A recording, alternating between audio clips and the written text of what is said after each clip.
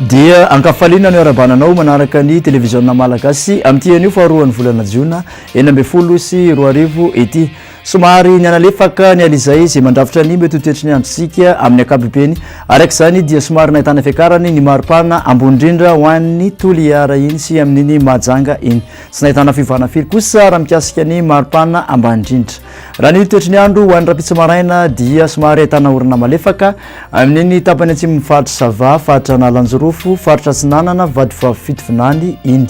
ahitana orana tandrifindrahona ihany koa amin'iny tapany atsimo faritra Amorombe andrahona kosa ny andro raha ho an'ny irana Tsinanany faritra Analamanga Vakinakaratra Amoromany ary mety arahany erika izany ny Voamaraina ifandimby kosa andrahona atsimo masoandro ho an'ny faritra 6 ny folakandro kosa dia mbola mitoetratrany ny orana malefaka raha ho an'ny tapany atsimo faritra Sava amin'ny faritra Analanjorofo ka hatraty amin'ny faritra Tsinanana mbola andrahona trany ny andro raha ho an'ny tapany ilana Tsinanany faritra ampovoantany Manontolo ifandimby ny rahona atsimo masoandro raha ho an'ny faritra 6 ny maripana ambany indrindra voavinavina kosa dia 13 ho an'ny Vakinakaratra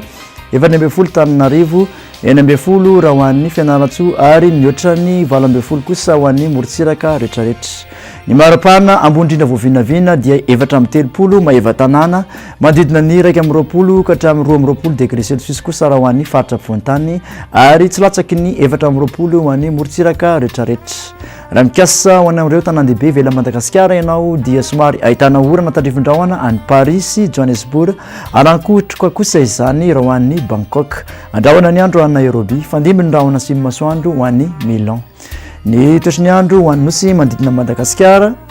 ahitana orana tandrifindrahona any Port-Louis ifandimby kosa ny rahona atsimo masoandro ho an'ny Seychelles Comores ary Saint-Denis dia izay indray tompoko nazatolotranao amin'ity anio ity manasanao amin'ny manaraka indray veloma tompoko